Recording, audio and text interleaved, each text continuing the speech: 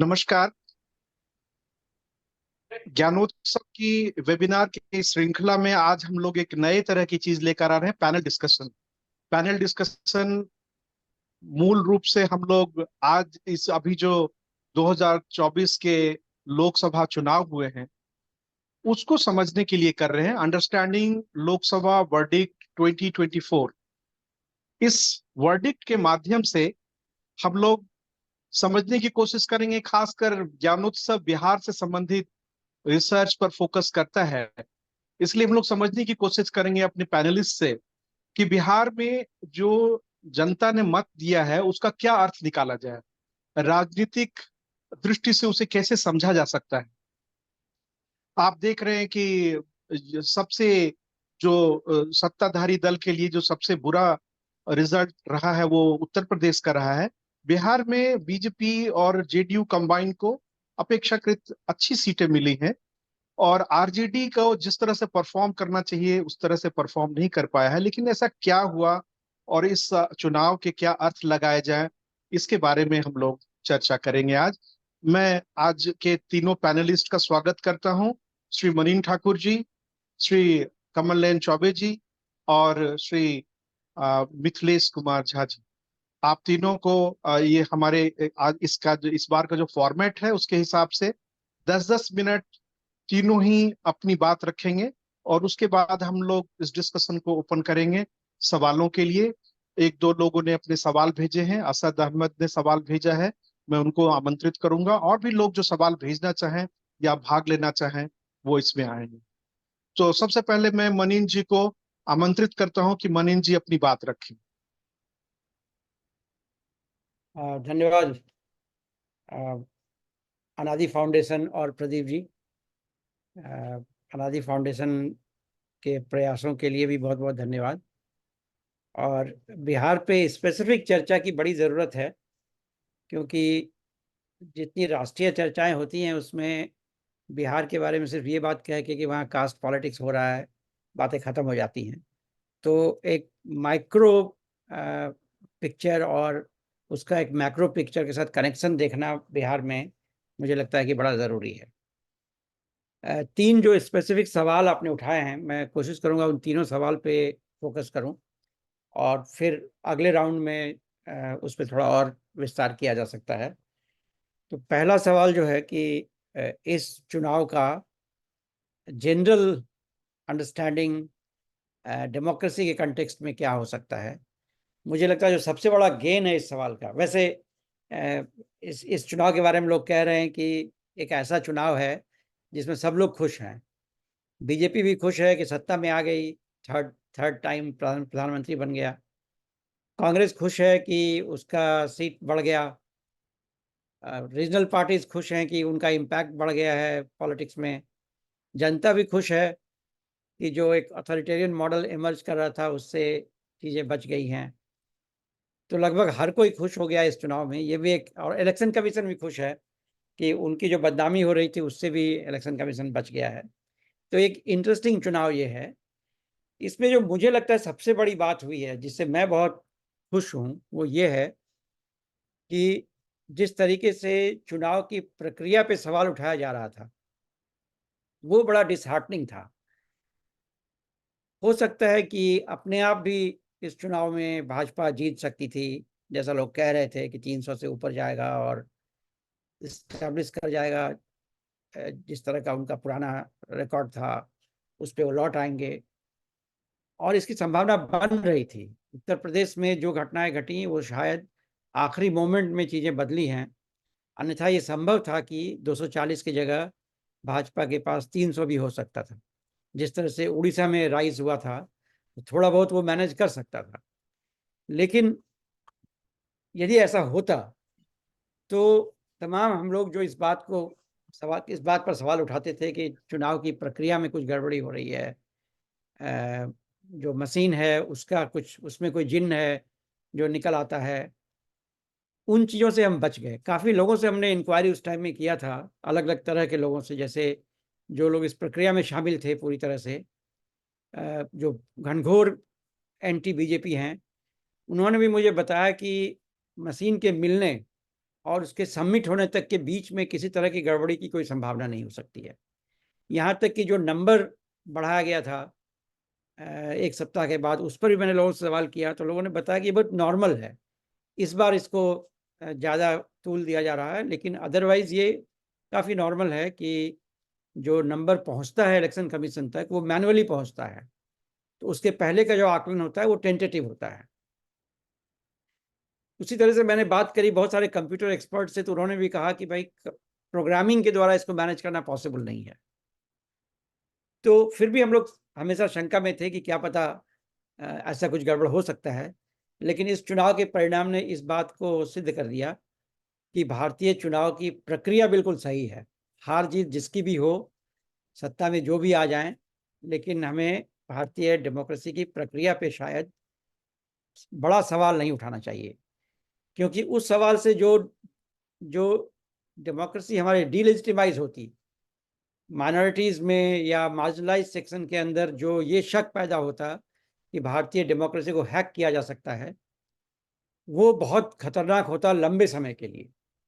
तो इस रिज़ल्ट का सबसे बड़ा मुझे लगता है कि पॉज़िटिव परिणाम ये है कि हम लोग ये आश्वस्त हो गए हैं कि भारतीय चुनाव की प्रक्रिया काफ़ी रोबस्ट है और इसको मैनेज करना किसी के लिए संभव नहीं। यदि इस सरकार ने मैनेज करने में अपने को सक्षम नहीं पाया, तो किसी और के द्वारा इसे करना शायद और संभव नहीं होगा। दूसरी बात जो मुझे लगती है, जो सवाल दूसरा उठाया गया है, वो है कि आरजेडी का क्या डिलेमा है और आरजेडी का क्या प्रॉब्लम है? क्या आरजेडी एक ए टू जेड पार्टी बन सकती है और क्यों नहीं बन पा रही है? पिछले चुनाव में भी मुझे याद है, असेंबली चुनाव में काफ़ी लोगों को ये लगता था कि आरजेडी सत्ता में आ जाएगी। मैंने कई लोगों को बधाई देने की कोशिश की, तो लोगों ने कहा कि अभी होल्ड कीजिए, बधाई मत दीजिए, क्योंकि ऐसा लगता है कि कुछ गड़बड़ भी हो रहा है। कुछ जगहों पे शायद गड़बड़ी हुई भी हो कि कम मार्जिन वाले इलेक्शन जो जो जहाँ पे जी मार्जिन से जीत या हार हुई थी, उसमें लोग कह रहे थे कि थोड़ा मैनिपुलेशन हो सकता है। लेकिन बाय एंड लार्ज लोग एग्री कर रहे थे कि आरजेडी अपने क्लाइमेक्स पे पहुँच गई थी। उससे बियॉन्ड नहीं जा सकती थी। आरजेडी का प्रॉब्लम क्या है? इसको समझना बड़ा ज़रूरी है। मुझे याद है किसी ने मुझसे पूछा कि वो लोग जो आरजेडी के पिछले रेज़ीम में, यानी लालू जी के रेज़ीम में पैदा भी नहीं हुए थे, अब वो बहुत सारे वोटर्स हैं, वो भी आरजेडी को उसी दृष्टिकोण से देखते हैं, जो उनका एक जंगल राज का इमेज बना हुआ है, अपर कास्ट के जो लोग खास करके हैं, ऐसा क्यों हो रहा है? जो परेशानी आरजेडी को हो रही है, वो परेशानी मुझे लगता है कि आइडेंटिटी पॉलिटिक्स की जनरल परेशानी है। आइडेंटिटी पॉलिटिक्स में एक परेशानी ये है कि आप अपने आइडेंटिटी को कंसोलिडेट करने के लिए एक अदर क्रिएट करते हैं और फिर अदर को आप डेमोनाइज़ करते हैं। जितना ही अदर को आप डेमोनाइज़ करेंगे, उतना ही अपनी आइडेंटिटी को कंसोलिडेट करेंगे। लेकिन जब आपकी आइडेंटिटी कंसोलिडेट हो जाती है, फिर आपको एक्सपेंशन की ज़रूरत पड़ती है, क्योंकि भारतीय समाज कुछ ऐसा है कि किसी एक आइडेंटिटी से या 2 आइडेंटिटी को मिलकर भी सत्ता में आना असंभव है। ये ब्यूटी है इंडियन सोशियोलॉजी का, मुझे लगता है, और ये इंडियन डेमोक्रेसी के लिए बड़ी चीज़ है।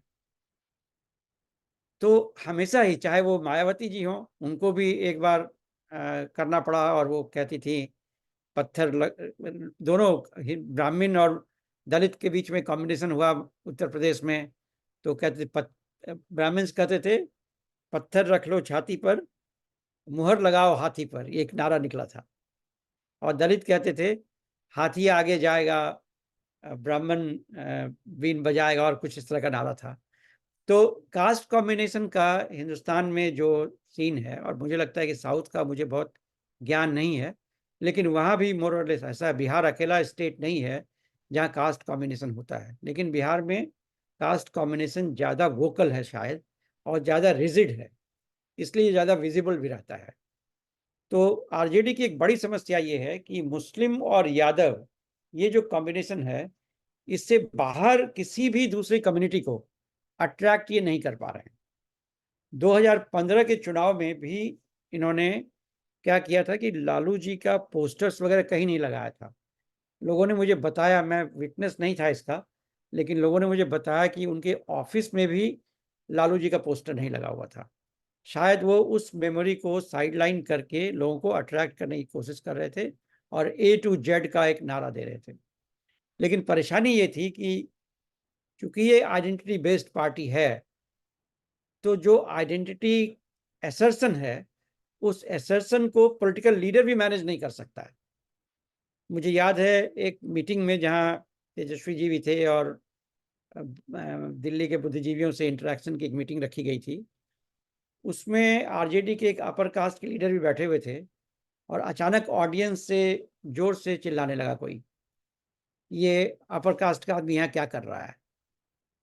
तो एक रिसेंटमेंट में देख रहा था, ऑडियंस में था कि दिल्ली यूनिवर्सिटी से भी जिन लोगों को बुलाया गया है बोलने के लिए, उसमें अपर कास्ट के कई लोग हैं।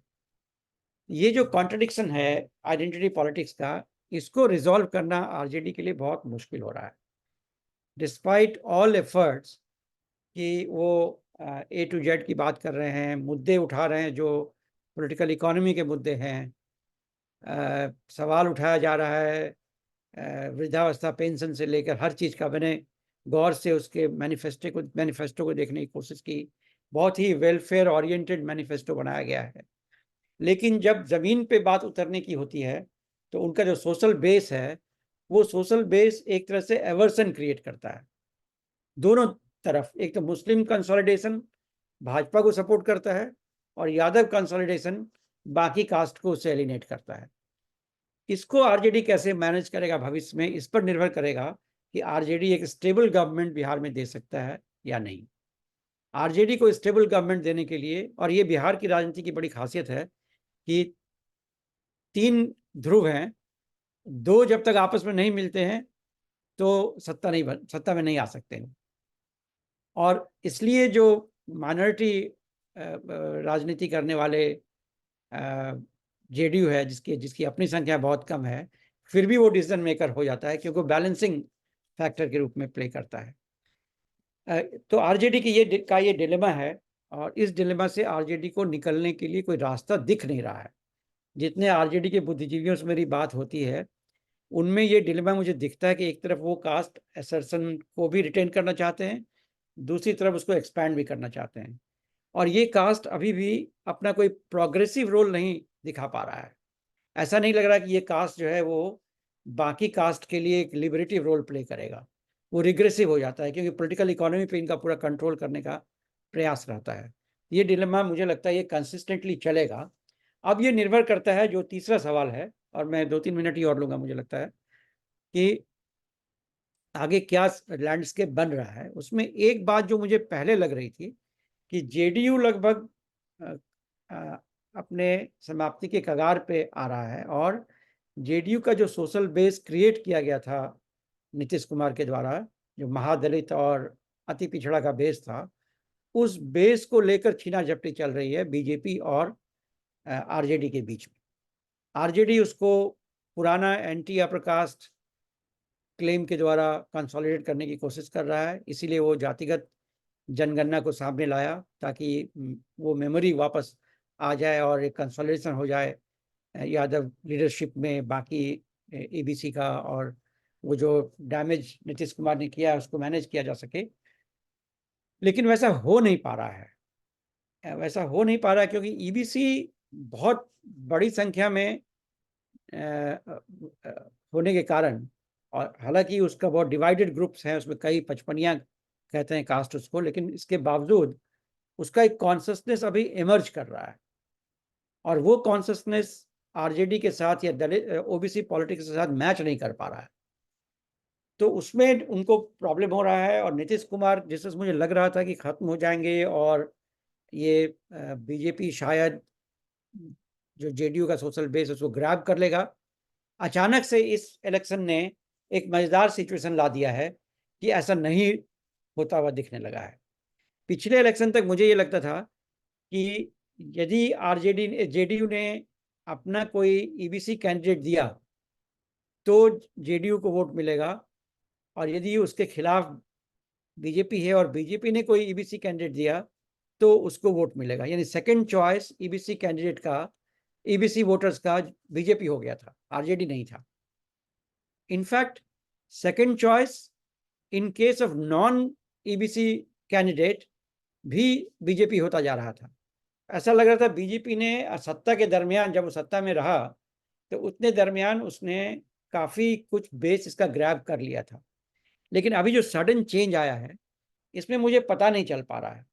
ये भी संभव है कि नीतीश कुमार की ये लाचारी हो कि उनको लग रहा है कि उनका जो सोशल बेस है वो मिल गया है बीजेपी के साथ, ग्राउंड में उनका अलायंस ज्यादा इजी है बनिस्बत आरजेडी अलायंस के। ये संभव है। और बीजेपी का जो गेम है, मुझे लगता है वो यही है कि नीतीश कुमार के हटने के बाद उनका जो सोशल बेस है उसको कैसे वो ग्रैब कर ले। पूरी लड़ाई इसी बात की अभी चल रही है। इस चुनाव ने चीजों को थोड़ा कॉम्प्लिकेट किया है। आप गौर करेंगे, मैं इस बात को के लिए प्रमाण ये देना चाहूंगा कि सीमांचल का जो एरिया है उसमें ईबीसी पॉपुलेशन बहुत है। इनिशियल मुझे याद है करीब चार चार इलेक्शन पहले, जो 3 इलेक्शन था, उस दरमियान आप देखेंगे कि उस इलाके में बीजेपी का नेचुरल सोशल बेस था, क्योंकि हिंदू मुस्लिम पॉपुलेशन वहां पे काफी इंटरेस्टिंग रेशियो में है। Seemanchal is known as a Muslim belt, यानी जैसे जैसे किशनगंज में 70% है, अररिया में 50% के आसपास है, कटिहार और पूर्णिया में 40-50 के आसपास है। तो मुस्लिम वोट्स वहां पे काफी होने के चलते वहां पे हिंदू कंसोलिडेशन पॉसिबल होता था। लेकिन जब भी अब बीजेपी का जेडीयू से अलायंस होता है, वो पूरा एरिया बीजेपी जो है वो जेडीयू को दे देती है, और जेडीयू वहां से जीतता भी है जनरली। इस बार जेडीयू हारा है क्योंकि एंटी इनकम्बेंसी बहुत स्ट्रांग था वहां पे, दोनों ही कैंडिडेट के लिए एंटी इनकम्बेंसी बहुत स्ट्रांग था। तो ये मेरे ख्याल से जो वोट बैंक है, जो वोटर्स हैं, जो ईबीसी वोटर्स हैं, उनको लेके लड़ाई चल रही है। तो आगे का लैंडस्केप अब क्लियर होगा कि अगले 2-3 साल में भाजपा और जेडीयू के बीच का किस तरह का रिलेशन रहता है। क्या जेडीयू अपना एक कंसोलिडेट करता है आइडेंटिटी को अलग से और पार्टी के रूप में सरवाइव करना चाहता है? उसकी एक समस्या ये है कि पार्टी का सेकंड जनरेशन लीडरशिप कोई नहीं है, जो भी था वो धीरे धीरे निकल जाता है, कोई इधर चला जाता है, कोई उधर चला जाता है, या कोई सॉलिड बेस इनका नहीं लग रहा है लीडरशिप के मामले में। तो ये पता नहीं चल रहा है कि जेडीयू चाहती क्या है। जैसे कुछ लोग ये कह रहे हैं कि जेडीयू शायद अब नीतीश कुमार प्रेसिडेंट बनना चाहते हैं, वो प्रेसिडेंट बन जाएंगे और जेडीयू मर्ज कर जाएगी, ऐसा भी कुछ लोग कह रहे हैं। I don't know this, I don't believe this also. But ये प्रॉब्लम है, जैसे आरजेडी के साथ है, आरजेडी का सेकंड रैंक लीडरशिप अवेलेबल है, लेकिन इसका सेकंड रैंक लीडरशिप अवेलेबल नहीं है। और ये बीजेपी जैसी पार्टी भी नहीं है जिसमें ऑर्गेनाइजेशनल स्ट्रक्चर बहुत स्ट्रांग हो। तो ये बात समझ नहीं आ रही है कि इस नए माहौल में, इस चुनाव के बाद जेडीयू का क्या गेम प्लान होता है, जेडीयू क्या चाहती है, जेडीयू क्या करना चाहती है आगे में। ये मुझे लगता है कि एक सवाल हम लोग के सामने रहेगा। मुझे लगता है 10 मिनट मेरा हो गया होगा, मैं यहाँ रुकना चाहूंगा। सेकंड राउंड में कोई बात आएगी तो फिर मैं करूँगा। एक बात और कहना चाहता हूँ, धन्यवाद। ये जी। एक चूंकि प्रशांत किशोर बहुत उभर के आ रहे हैं, मुझे अभी भी क्या लगता है ना कि प्रशांत किशोर जो है वो पॉलिटिकल लीडर नहीं हो पाए हैं। प्रशांत किशोर इलेक्शन मैनेजर हो सकते हैं। इस बार तो उनका प्रेडिक्शन में जिस तरह जंप किया, उससे बड़ी उनकी बदनामी भी हुई और लगा कि वो फेल भी किए, यानी कि इलेक्शन अंडरस्टैंडिंग में भी उनका प्रॉब्लम था। जो बड़बोलापन भी था एक तरह का कि मैं जानता हूं, मुझे पता है, वो भी उनके इमेज को बहुत डैमेज किया। जिस तरह से वो घूम रहे हैं और सोशल मीडिया में जिस तरह चीजें आ रही हैं, वो ये तो प्रोजेक्ट करता है कि लोग प्रशांत किशोर को सुनना चाहता है। तो बिहार में क्या है कि कोई भी जाएगा, लोग उसको सुनना चाहता है, लेकिन वो वोट में बदलेगा कि नहीं ये कहना बहुत कठिन। ये क्राइसिस रिडन सोसाइटी है, तो हर किसी को उम्मीद से देखी जाती है, देखते हैं लोग। लेकिन मुझे नहीं लगता है कि इस चुनाव में आने वाले समय, अगले 3-4-5 साल में प्रशांत किशोर कोई बड़ा लीडरशिप लेके उभर के आ सकता है। और जैसा वो कह रहा है कि मैं चुनाव लड़ूंगा, अकेला लड़ूंगा, किसी से अलायंस नहीं करूंगा, और तब तक लड़ता रहूंगा जब तक कि कुछ होता नहीं हमारे लिए, तो वो एक स्ट्रैटेजी हो सकता है, धीरे धीरे काम करे। लेकिन अभी मुझे ये एक इंटरेस्टिंग मोमेंट लग रहा है, जब जेडीयू यदि खाली करता है जगह को, उस जगह को कौन भरता है? प्रशांत किशोर भरता है, आरजेडी और बीजेपी के बीच में बंटवारा होता है, या बीजेपी ले जाता है या जेडीयू नए रूप में इमर्ज करता है, क्योंकि अभी जो अलायंस हुआ है इसमें हो सकता है कि जेडीयू को काफी फाइनेंशियल सपोर्ट केंद्र से मिले, जिससे पार्टी रिकॉन्स्टिट्यूट कर ले अपने आप को। धन्यवाद।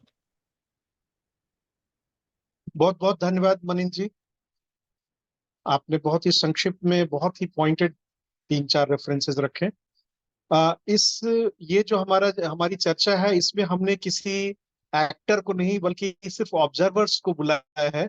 आप देख रहे होंगे कि पैनल में कोई भी पॉलिटिकल लीडर नहीं है ऐसे जो कि अपनी बात रखें। हम लोग दूर से जो एकेडमिक वर्ल्ड में ऑब्जर्व करते हैं, उन्हीं लोगों को हमने इसमें आमंत्रित किया है। अब इसके बाद यदि तैयार हो तो हम चौबे जी को बुलाना चाहेंगे, कमल नयन चौबे, जो कि दयाल सिंह कॉलेज में पॉलिटिकल साइंस के एसोसिएट प्रोफेसर हैं। उनका क्या ऑब्जर्वेशन है, उनका क्या अवलोकन इस चुनाव के बारे में, खासकर बिहार के संदर्भ में, वो हम लोग जानना चाहेंगे। कमल नयन चौबे जी। मेरी आवाज साफ आ रही है? बिल्कुल बिल्कुल, बहुत अच्छे। पहले तो बहुत बहुत धन्यवाद मुझे अपना विचार रखने का मौका देने के लिए। और जो 3 प्रश्न सामने रखे गए हैं, मैं उन्हीं के आसपास अपनी बातचीत रखूंगा। जो पहली बात मैं सामने रखना चाह रहा हूँ वो ये कि ईवीएम और चुनाव सुधार दोनों ही मसलों पर ये चुनाव काफी संदेश देता है। चूंकि भारतीय जनता पार्टी की सीटें कुछ कम हुई, विपक्ष की कुछ सीटें बढ़ी, इसके आधार पर हम यह नहीं कह सकते हैं कि ईवीएम के द्वारा जो चुनावी घपलेबाजी की बातचीत होती है वह वाद विवाद पूरी तरीके से खत्म हो गया है। मुझे लगता है, और मैंने कुछ ऐसे लोगों से बातचीत की जो चुनावी प्रक्रिया से जुड़े हुए हैं, और ये हो सकता है कि ईवीएम ना रहे तब भी यह समस्या है। और मुझे ये बताया गया कि असल में होता यह है, और ये बहुत ही विश्वस्त तरीके से आराम से हो सकता है, अगर आप भी आप भी सोचेंगे सुनेंगे तो आपको लगेगा कि ये हो सकता है। कि होता ये है कि जब आखिर में वोट नहीं पड़े होते हैं, मान लीजिए कि एक बूथ पर 1500 वोट हैं और 700 वोट नहीं पड़े हैं, तो उन वोटों को आमतौर पर जो वहां पर अलग अलग कैंडिडेट्स के जो प्रतिनिधि होते हैं उनके बीच में एक समझौता सा हो जाता है कि अच्छा 300-400 वोट डाल लेते हैं, इतना आपका, इतना आपका, इतना आपका। और फिर ये भी हो सकता है, जो कि बैलेट पेपर में भी हो सकता है, कि जो दबंग है, जिसके पास ज्यादा ताकत है, जिसके पास पैसे का जोर है, वो बड़े आराम से ज्यादा वोट को खरीद सकता है, क्योंकि वो विपक्षी दल के जो रिप्रेजेंटेटिव हैं, उसके जो बूथ पे जो प्रतिनिधि हैं, उनको खरीद सकता है। तो ये एक गड़बड़ी है जिसपे हमें बहुत ज्यादा ध्यान देने की जरूरत है। ईवीएम से एक दूसरी गड़बड़ी जो हुई है, जो कि मैं वोटों की घपलेबाजी से अलग बात करना चाह रहा हूँ, वो ये कि बड़े आसानी से पता चल जाता है कि फला बूथ पर किसने, यानी कि किस मात्रा में वोट मिले हैं किस पार्टी को। तो इससे क्या होता है कि एक छोटी सी लोकेलिटी में कोई पॉलिटिकल पार्टी अंदाजा लगा सकती है कि अच्छा यहाँ हमें कितना वोट मिला है, यहाँ हमें कितने लोगों ने वोट नहीं दिया है। और इसका नतीजा यह भी हो सकता है, और आज मैं एक खबर पढ़ रहा था तो मुझे वो नतीजा साफ साफ दिखा, कि फिर जो दल सत्ताधारी होता है, जो लोग जीत जाते हैं, वो उस खास इलाके पर अपना एक निशाना साध सकते हैं कि अच्छा यहाँ से हमें कम वोट मिले थे, यहाँ हमें वोट देने वाले लोगों की संख्या कम थी, तो इन लोगों को थोड़ा हम उपेक्षित करें। मिसाल के तौर पर मैं आज तक पर एक खबर देख रहा था कि इलाहाबाद के कुछ मुस्लिम इलाकों के लोगों ने आरोप लगाया है कि जब से चुनाव बीता है और जब से यहाँ से भारतीय जनता पार्टी हारी है, उनके इलाके में ज्यादा बिजली कट रही है। तो ये तो दूसरी दो तरह की बातें हो गई। लेकिन अगर आप ध्यान देंगे तो हमारे देश की जो पूरी चुनावी प्रक्रिया है, और चूंकि मेरे पास कोई सबूत नहीं है और मैं भी मान के चलता हूँ कि ज्यादा घपलेबाजी की संभावना शायद इसलिए नहीं है क्योंकि सबकी नजर रहती है चुनावी प्रक्रिया पर, लेकिन अगर आप शुरू से लेकर अंत तक जो हमारे देश में चुनाव हुआ उससे आप देखेंगे तो आप ये पाएंगे कि पूरा का पूरा सिस्टम जैसे मानो एक यज्ञ में लगा है कि किस तरीके से नरेंद्र मोदी को फिर से प्रधानमंत्री बना दिया।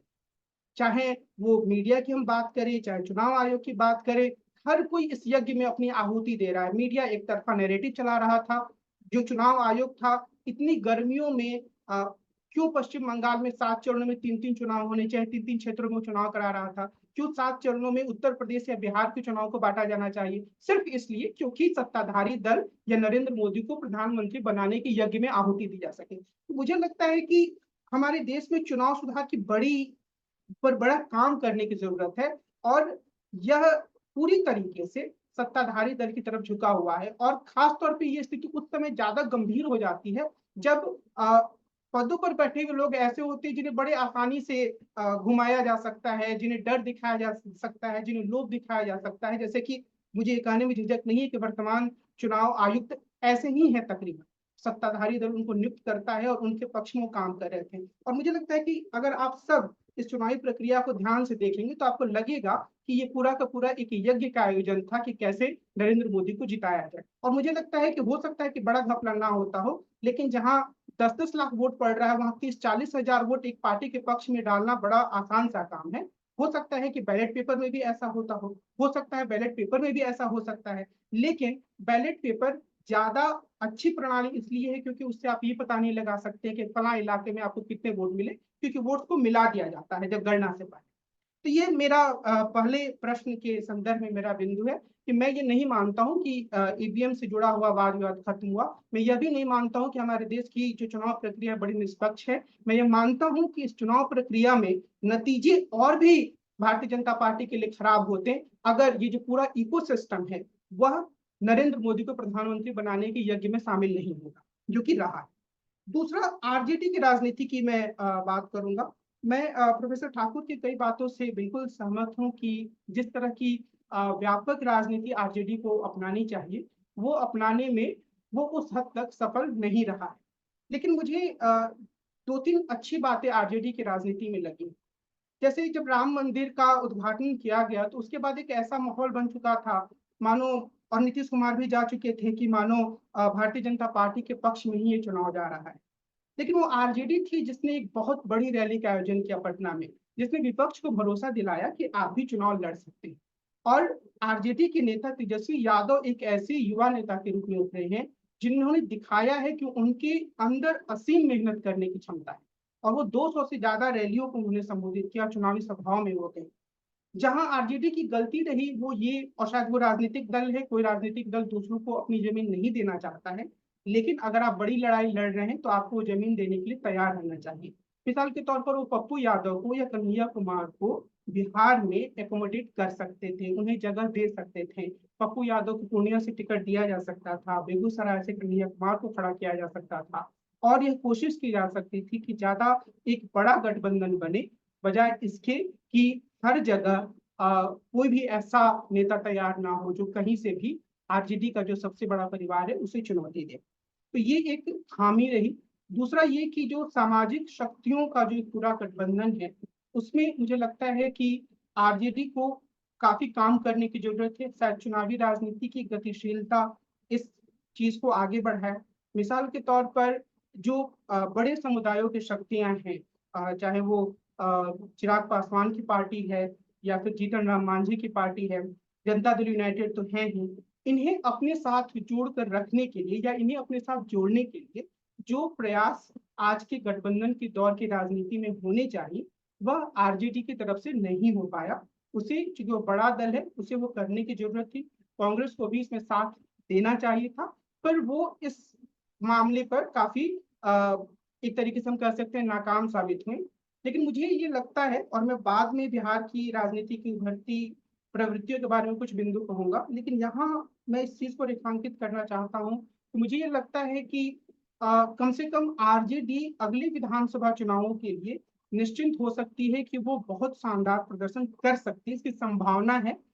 क्योंकि वो वोटों के मामले में सबसे बड़े दल के रूप में उभर कर सामने आए हैं बिहार के इस चुनाव में। उन्हें बहुत सारी सीटों पर जीत नहीं मिली है, लेकिन जिस बात की तरफ चर्चा कम हो रही है सिर्फ शायद इसलिए क्योंकि नीतीश कुमार भाग्य भरोसे एक ऐसी स्थिति में आ गए हैं 12 सीटों के साथ कि वो थोड़ा बहुत प्रभावित कर सकते हैं केंद्र की राजनीति को। हालांकि ज्यादा कर सकते हैं अभी तो दिख नहीं रहा है, क्योंकि उनकी 4 सीटें कम हुई हैं, भाजपा की 4 सीटें कम हुई, तो इन सब लोगों का प्रदर्शन गिरा है। लेकिन चूंकि सरकार बन गई है तो शायद इनके पक्ष में ज्यादा चर्चा हो रही है, इस बात की बहुत ज्यादा चर्चा नहीं हो रही है कि इनकी सीटें क्यों कम हुई हैं। चिराग पासवान एक अलग तरह के राजनेता के रूप में सामने आए हैं। व्यक्तिगत रूप से उनका संघर्ष आकर्षक है, उनकी पार्टी छीन ली गई थी, उसके बाद उन्होंने संघर्ष किया और आज वो एक अच्छी स्थिति में है। लेकिन उस राजनीति में भी बहुत व्यापक परिवर्तनकारी राजनीति की गुंजाइश नहीं है। मैं तीसरे सवाल पर आता हूं जो कि है बिहार की राजनीति में आगे किस तरह की प्रवृत्तियां सामने आ सकती हैं। पहली बात तो मैं यही कहूंगा कि अगर हम गैर भाजपा दलों की राजनीति, मतलब विपक्ष की राजनीति, आरजेडी, कांग्रेस, इनकी राजनीति की बात करें, तो इन्हें इस बात की ज्यादा जरूरत है कि ये संगठन वगैरह के स्तर पर तो काम करें ही, लेकिन और दलों को अपनी ओर जोड़ने की कोशिश करें। या जैसा कि प्रोफेसर ठाकुर कह रहे थे कि जो अन्य पिछड़ी जातियां यानी कि ईबीसी जो है, अति पिछड़ी जातियां, उनके भीतर भरोसा पैदा करने की कोशिश करें कि ये उनके लिए काम करने वाले दल के रूप में है। और इसके लिए जरूरत इस बात की होती है कि उन दलों से ज्यादा उम्मीदवार खड़े किए जाएं, जैसा कि अलग तरह से प्रयोग अखिलेश यादव ने उत्तर प्रदेश में किया। और इस बात की जरूरत होगी कि एक जाति की अत्यधिक वर्चस्व की जो एक छवि बनी है उससे वो पीछे हटे। दूसरी चीज जो बिहार की राजनीति में अभी तक 1990 के बाद देखने में आई है कि अलग अलग तरीके के जितने भी मंडलवादी आंदोलन से या मंडलवादी राजनीति से निकले हुए दल हैं, उन्होंने सांप्रदायिक राजनीति को बिहार में हावी नहीं होने दिया। और आप ये देखेंगे कि चाहे जनता दल यूनाइटेड ही क्यों ना हो, या फिर चिराग पासवान या हम यानी कि जीतन राम मांझी की पार्टी ही क्यों ना हो, वो उस तरीके से सांप्रदायिक राजनीति को नहीं अपनाते हैं, नहीं स्वीकार करते हैं जिस तरह की राजनीति भारतीय जनता पार्टी करना चाहती है या करती रही है। तो लोग हम इनकी आलोचना भी कर सकते हैं कि फिर ये उस खेमे में क्यों है, लेकिन फिर भी हमें स्वीकार करना होगा कि उस खेमे के होने के बावजूद उन्होंने इस तरह की राजनीति स्वीकार नहीं की है। क्या इस तरह की राजनीति का बिहार की राजनीति में उभार हो सकता है? 1-2 सालों तक तो मुझे यह नहीं दिखता है, क्योंकि मुझे लगता है कि नीतीश कुमार ये चाहते हैं कि चुनाव थोड़ी जल्दी हो, वे चाहते हैं कि उनके दल की स्थिति मजबूत हो। लेकिन यह बात सच है, जैसा कि प्रोफेसर ठाकुर ने भी इंगित किया, कि उनके पास कोई दूसरे स्तर पे नेता, मजबूत नेतृत्व नहीं है। जो भी आया वो धीरे धीरे करके किसी कारणवश चला गया, नीतीश जी ने या तो उसे दूर कर दिया। तो वो एक समस्या है कि क्या राष्ट्रीय जनता दल यूनाइटेड के खत्म होने के बाद 2 से 2.5 सालों के बाद या 3 सालों के बाद या उसके कमजोर होने के बाद बिहार में भारतीय जनता पार्टी एक ऐसे राजनीतिक दल के रूप में उभरेगी जिसमें कि थोड़े सांप्रदायिक किस्म के मुहावरे बोलने वाले नेताओं की तुलती बोलेगी, और बिहार की राजनीति भी एक सांप्रदायिक ध्रुवीकरण का शिकार होगी, जो अब तक उस तरह से नहीं हो पाई है जिस तरीके का एक आदर्श जिस तरह की एक आदर्श स्थिति की कल्पना बहुत सारे भारतीय जनता पार्टी के नेता करते हैं। तो ये एक देखने की चीज होगी, और वो बहुत कुछ राष्ट्रीय जनता दल यूनाइटेड की स्थिति पर निर्भर करेगी। यह भी मुमकिन है क्योंकि मैं इस बात को काफी लंबे समय से सुन रहा हूँ कि नीतीश कुमार की पार्टी खत्म होने वाली है, खत्म हो सकती है। 20 में भी ये चर्चा काफी हुई थी, लेकिन आज 24 में लोग बैठे हैं। नीतीश कुमार एक सीमा तक अभी भी प्रासंगिक बने हुए हैं। उनकी उम्र 73 साल है, उनके स्वास्थ्य को लेकर कई चर्चाएं चलती हैं, लेकिन उनसे 6 साल बड़े जीतन राम मांझी अभी भी केंद्र की राजनीति में सक्रिय हैं। तो यह भी मुमकिन है कि नीतीश कुमार चुनाव जीते, फिर से मुख्यमंत्री बने, और फिर एक मौके की तलाश करे कि कब उन्हें एक ऐसा मौका मिलेगा जब वो केंद्र की राजनीति में बड़ी भूमिका निभा पाएंगे, शायद उप प्रधानमंत्री बन जाए या प्रधानमंत्री बन जाए। तो हम ये नहीं कह सकते हैं कि जैसा कि कई सारे टीकाकार कहते हैं कि नीतीश कुमार की राजनीति खत्म ही हो जाएगी। हो सकता है कि उसकी आयु 6-7 साल 8 साल और हो, जिसके बारे में अभी हम कोई टिप्पणी नहीं कर सकते।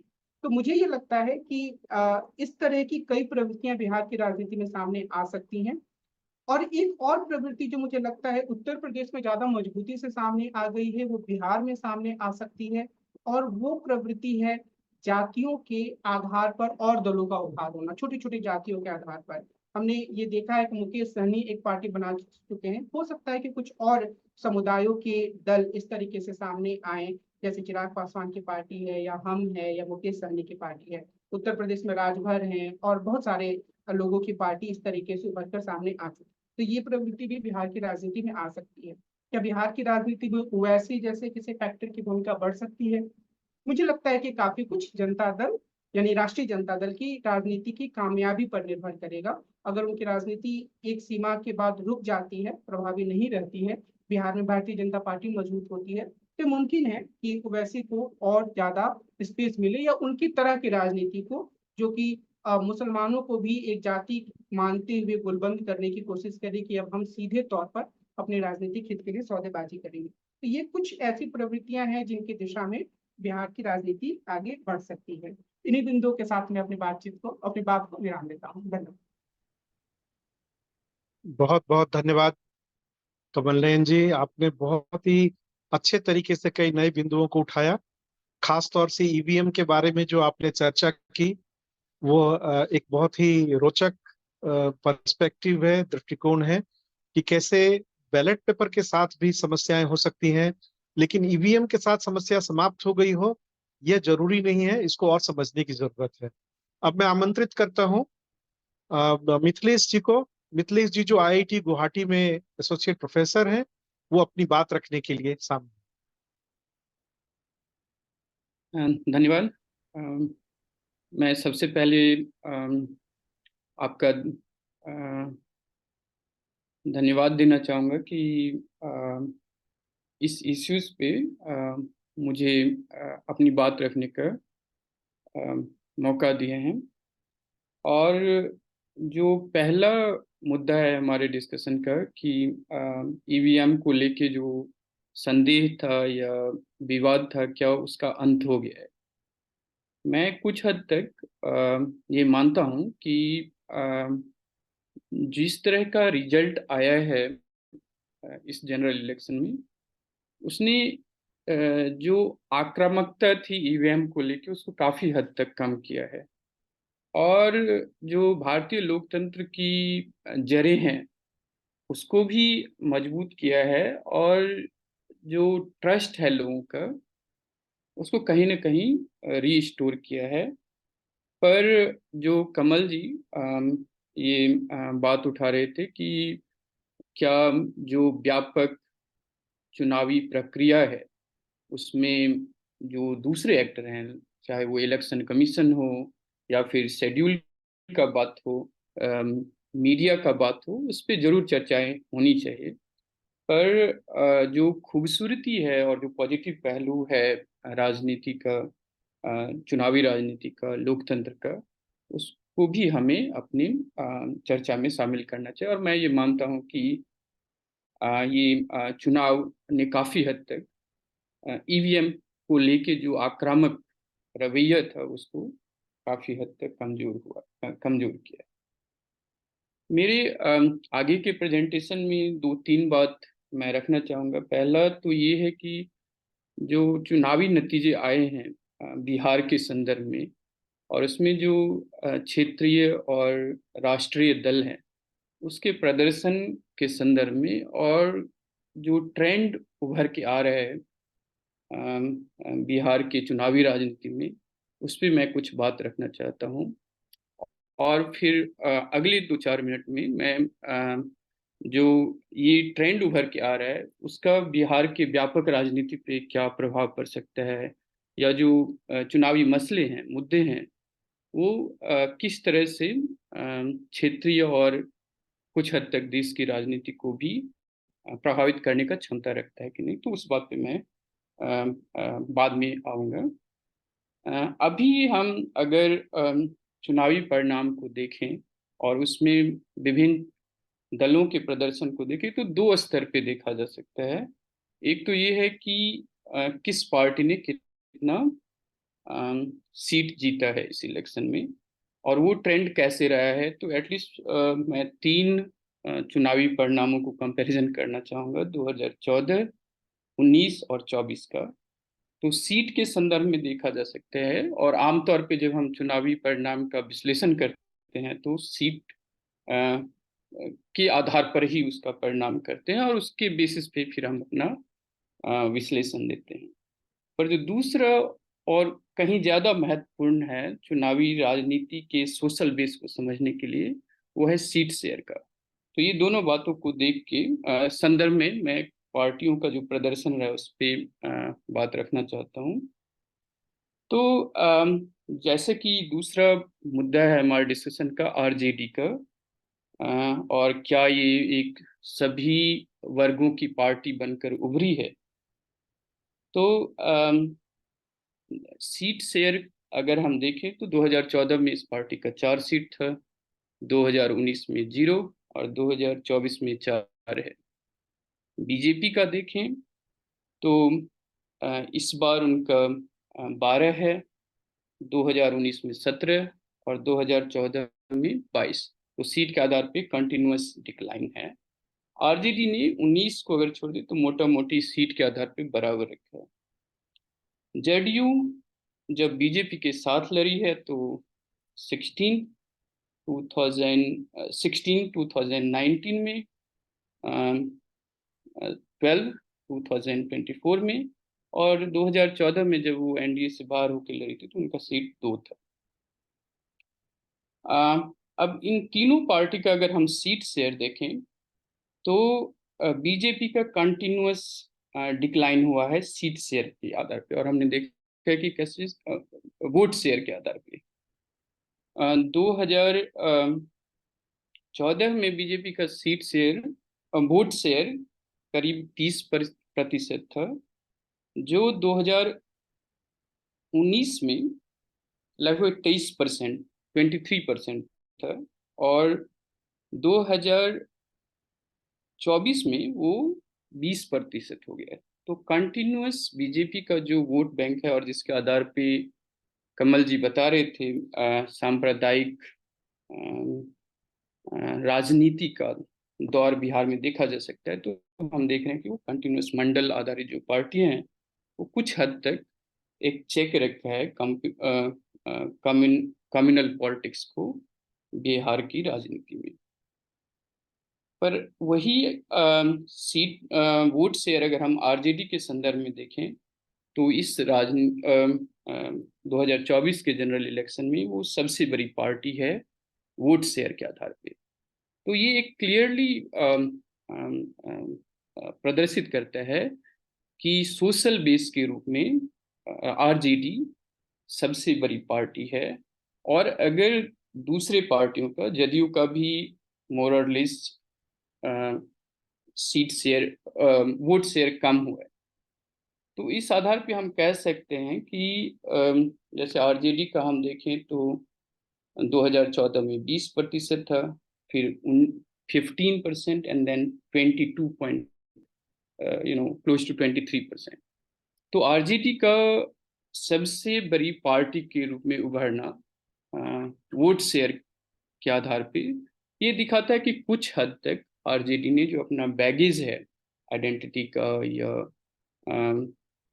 एमवाई सोशल बेस का, उसको काफी हद तक एक्सपेंड किया। हालांकि ये किस वर्ग ने कितना उनको वोट दिया है उसके आधार पे हम कर सकते हैं, पर मोटा मोटी ये एक ट्रेंड दिख रहा है कि आरजेडी ने अपना वोट शेयर काफी हद तक न सिर्फ कंसोलिडेट किया है बल्कि एक्सपेंड किया है इन 3 जनरल इलेक्शन में। जो दूसरा ट्रेंड उभर के आया है इस जनरल इलेक्शन के रिजल्ट में, और वो अगर हम कंपैरिजन करें 2014, 19 और 24 का, वो है बाइपोलर कॉन्टेस्ट। ये सिर्फ देश या राज्य के आधार पे नहीं है, और ये राजनीतिक वैज्ञानिक दुर्वर्जर का है कि हमारा जो first past the post system है उसमें इवेंचुअली बाइपोलर कॉन्टेस्ट होता है। तो ये सिर्फ हम एक जो कोलिशन है या अलायंस है उसके संदर्भ में नहीं। देखिए, अगर हम कॉन्स्टिट्यूएंसी के लेवल पे भी जाएं तो हम देख रहे हैं कि जो मल्टीपोलर या 3 पार्टी का जो कॉन्टेस्ट है वो over a period of time bipolar होता जा रहा है।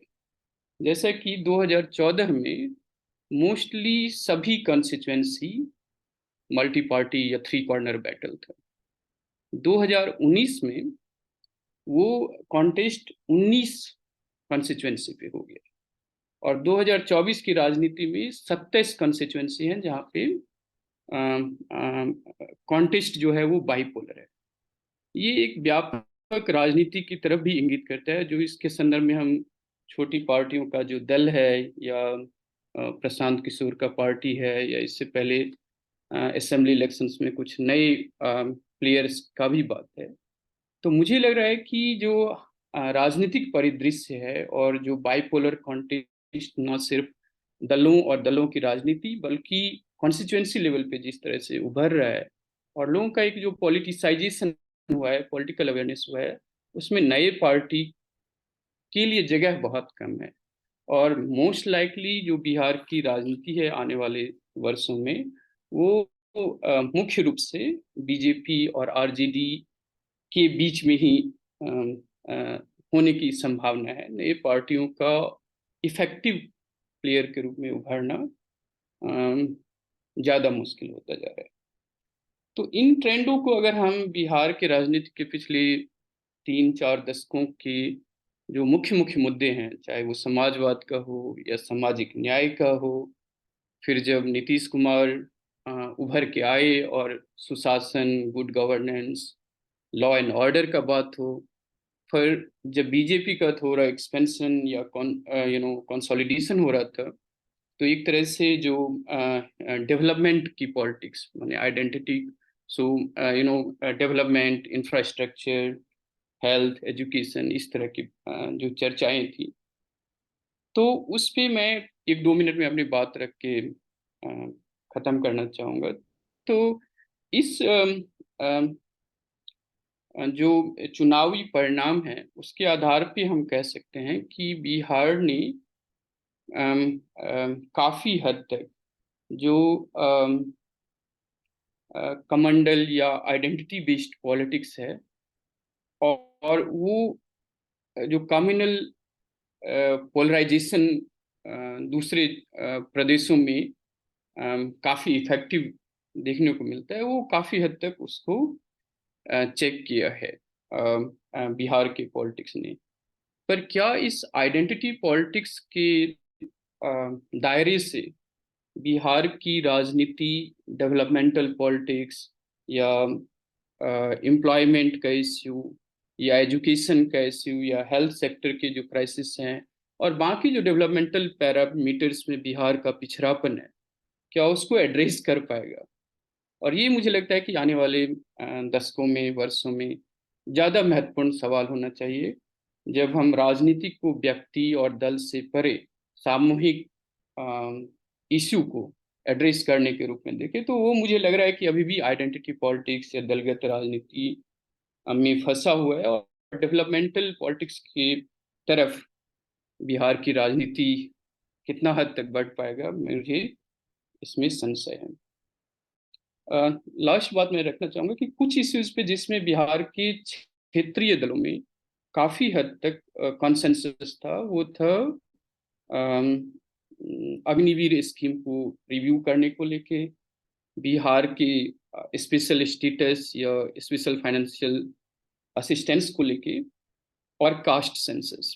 और ये तीनों ही मुद्दे न सिर्फ बिहार की बल्कि अगर आंध्र प्रदेश या दूसरे प्रदेशों को देखें और देश की राजनीति को देखें, तो कास्ट सेंसस में पोटेंशियलिटी है देश की राजनीति को प्रभावित करने का।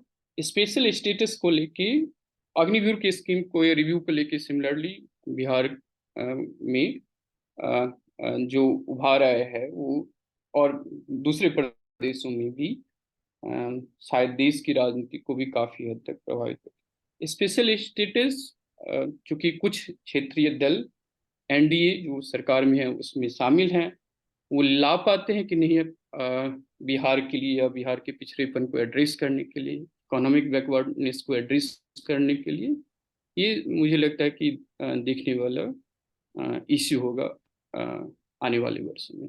मैं अभी अपनी ऑब्जर्वेशंस को यही खत्म करना चाहूँगा। Thank you. धन्यवाद, धन्यवाद मिथिलेश जी।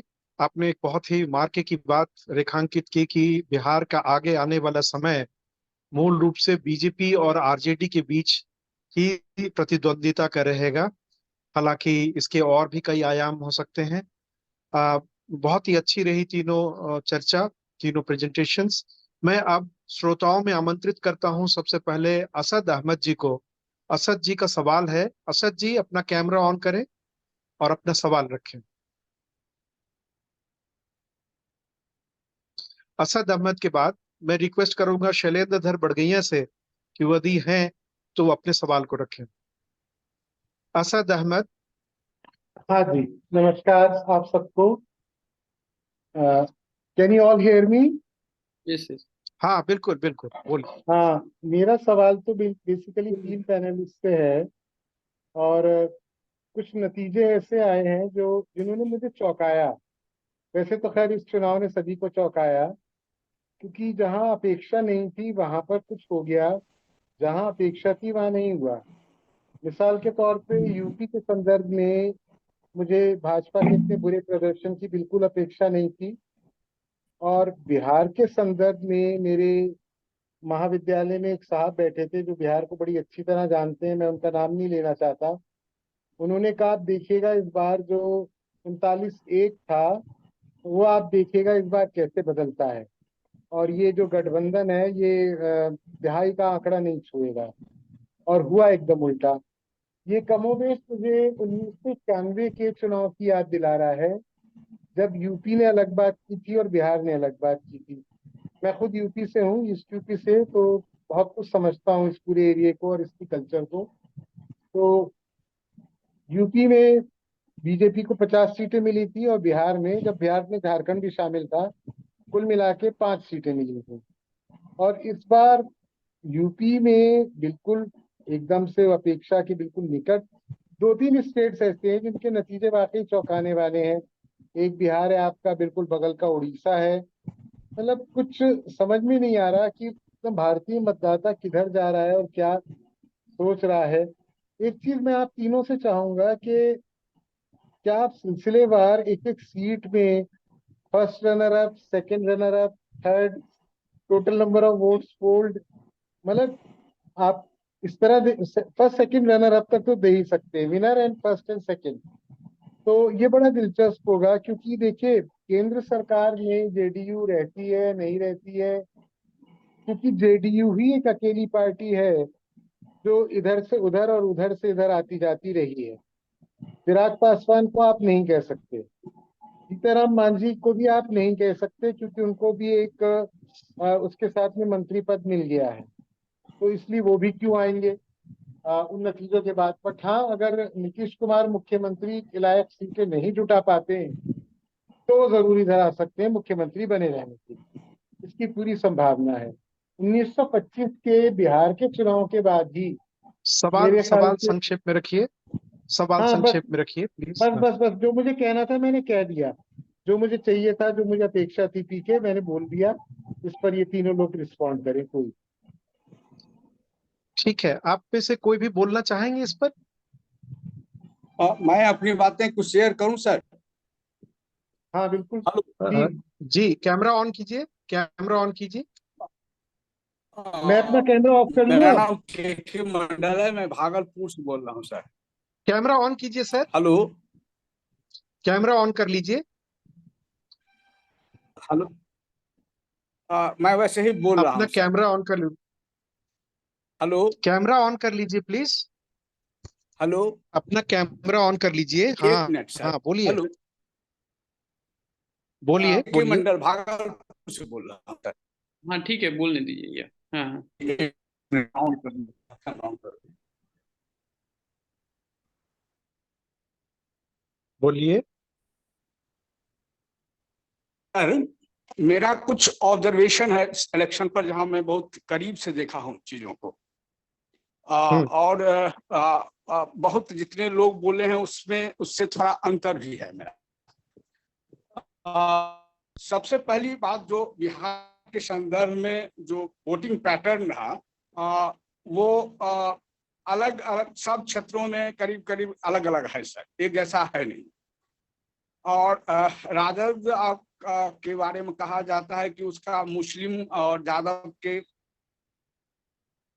रही है, वो चीजें हमको बहुत कॉन्स्टिट्यूएंसी में देखने को इस बार नहीं मिला है। खास करके यादवों के वोट में जबरदस्त बिखराव रहा, जो मैंने महसूस किया हूँ। जैसे उदाहरण के लिए मैं कह देता हूँ, इवन भागलपुर, बांका, पूर्णिया, मधुबनी, ये तमाम जो क्षेत्र हैं, वहाँ यादव के वोट में जबरदस्त बिखराव है।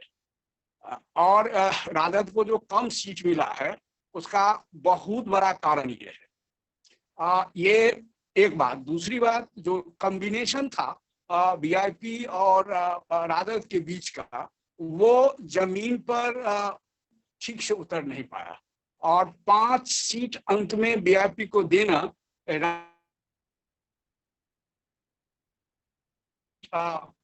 फेंकने वो फेंक दिया था, कहीं उसका कोई वजूद था नहीं। मैं उदाहरण के लिए कह रहा हूँ कि जैसे चली झंझारपुर कॉन्स्टिट्यूएंसी में, वहां बीजेपी को तो दे दिया गया, लेकिन उसकी स्थिति बहुत ही नाजुक थी। और यादव का यदि उधर वोट जाता तो थोड़ा इंटरेस्टिंग मामला होता, भी वो हुआ ही नहीं। यादव का वोट कुछ तीसरे जगह चला गया। तो ये इसलिए ये कहा जाना कि सीधे तौर पर जो साधारणतया लोग कहते हैं कि मुस्लिम, वो पूरी मजबूती या पूरी पुख्ता हमको बिहार में इस बार बहुत सारे जगहों में देखने को नहीं मिली है। दूसरा जो जदयू का सवाल है, जदयू के साथ एक बड़ी फायदा ये रही कि ईवीसी वोट मोटा मोटी इंटैक्ट रही है उसके साथ। और बीजेपी को जदयू को बीजेपी का फायदा नहीं मिला, लेकिन बीजेपी को जदयू का फायदा मिला। वो फायदा मिला ईवीसी की वजह से। वो ईवीसी वोट ट्रांसफर हो गया मोटा मोटी बीजेपी की तरफ। यदि वो ट्रांसफर नहीं होता तो बीजेपी की हालत बहुत खराब होती। और जैसा कि हम लोगों का अनुमान था कि राजद और जो कॉम्बिनेशन है बिहार में कम से कम 20 से 22 सीट लेगी, वो नहीं, वो निश्चित रूप से होता। बीजेपी को बचा लिया है ईवीसी ने। मैं स्पष्ट कर दूं कि ईवीसी के वजह से ही बिहार में बीजेपी बची है। नंबर 2, मेरा क्लियर कट अंडरस्टैंडिंग है। ईवीएम के मामले में मैं एक और दिलचस्प चीज आपको कहता हूँ।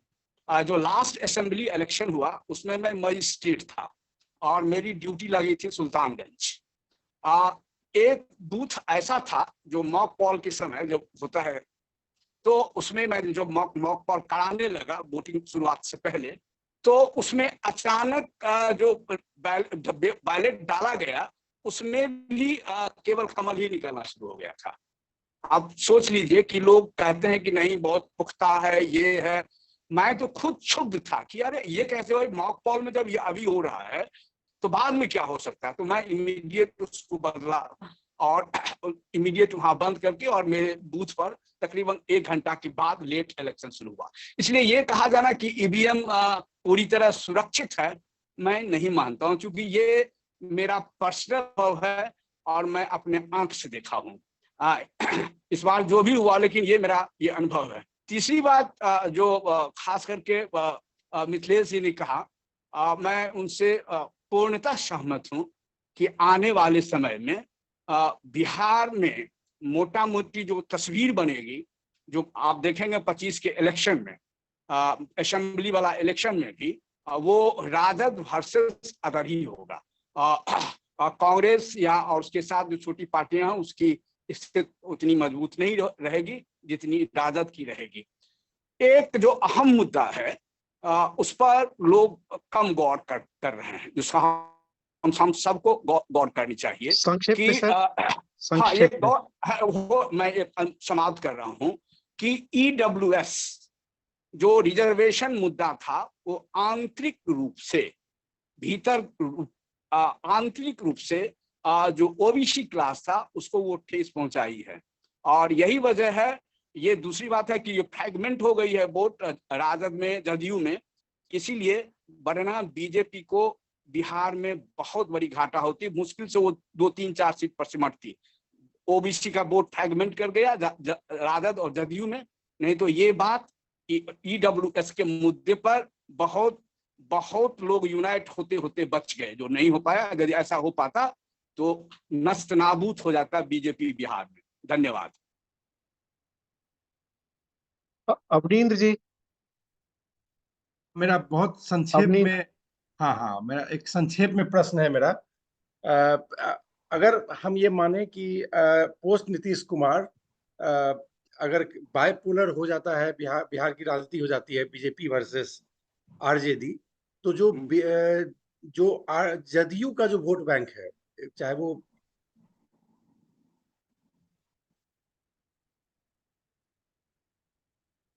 जदयू के कोलैप्स होने का या उनके वोट बैंक के घटने का किसको ज्यादा फायदा होता नजर आता है आगे, अगर ऐसा होता है?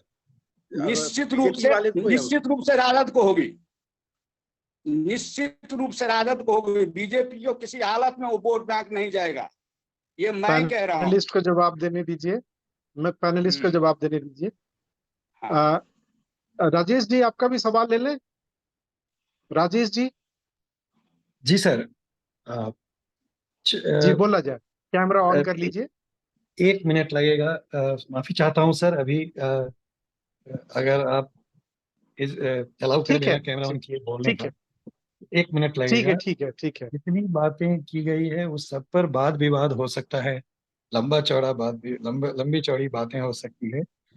इसलिए मैं डिटेल में नहीं जाना चाहता इन बातों पे, क्योंकि लेकिन एक बात पर मैं जरूर इन सारे लोगों का ओपिनियन जानना चाहूंगा कि क्या ये कोई पक्के रूप से कह सकता है कि कोई कोई भी पार्टी इस देश का धर्मनिरपेक्ष है या कोई पार्टी एब्सोल्युटली सांप्रदायिक है?